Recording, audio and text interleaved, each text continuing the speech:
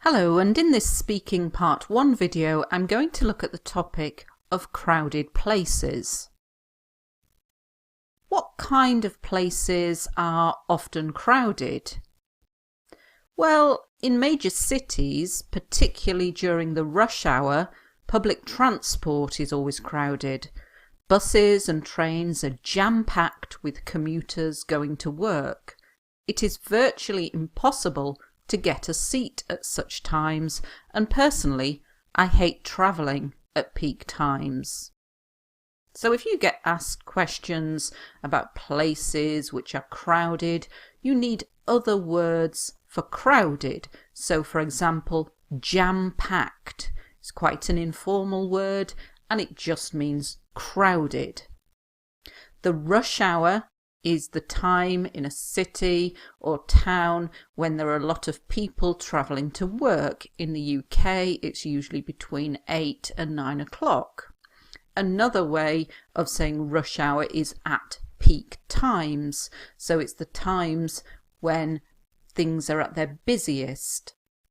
Commuters is another useful word for this topic, and it's very useful for IELTS writing for describing people who travel to work.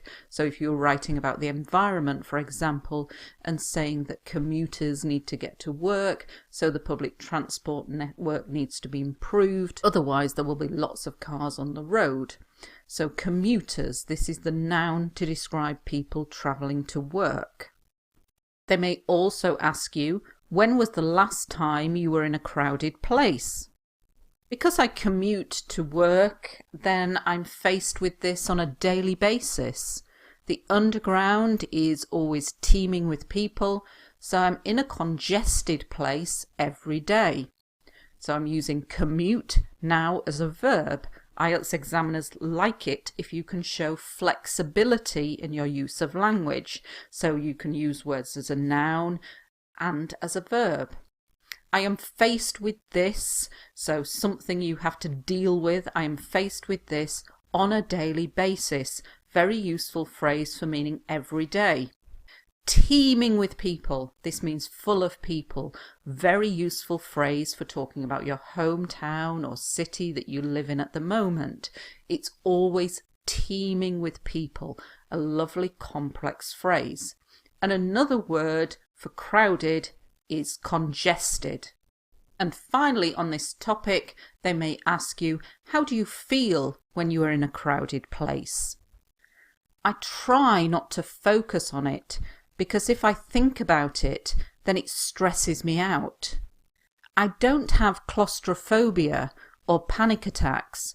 I'm not that bad, but I certainly don't feel comfortable when I'm in an overcrowded place.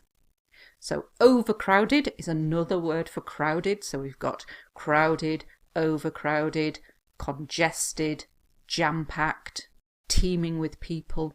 So some very useful words for paraphrasing a crowded place. It stresses me out. Very useful informal expression. So when you get stressed, it stresses me out.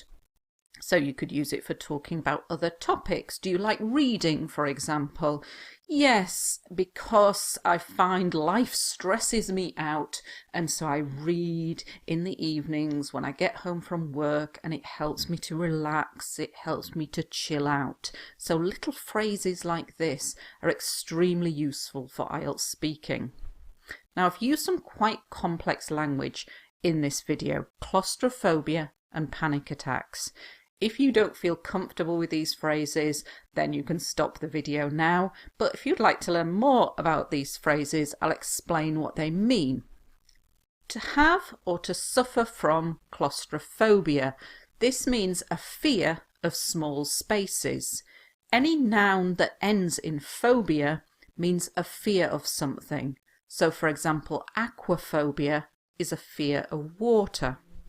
Claustrophobia is a fear of small or enclosed spaces, and a lot of people suffer from this. The adjective is claustrophobic, so you could say I am claustrophobic and so I don't feel comfortable in small spaces. Some people don't like going in lifts or elevators because they're small enclosed spaces, and if you suffer from claustrophobia, you would feel uncomfortable.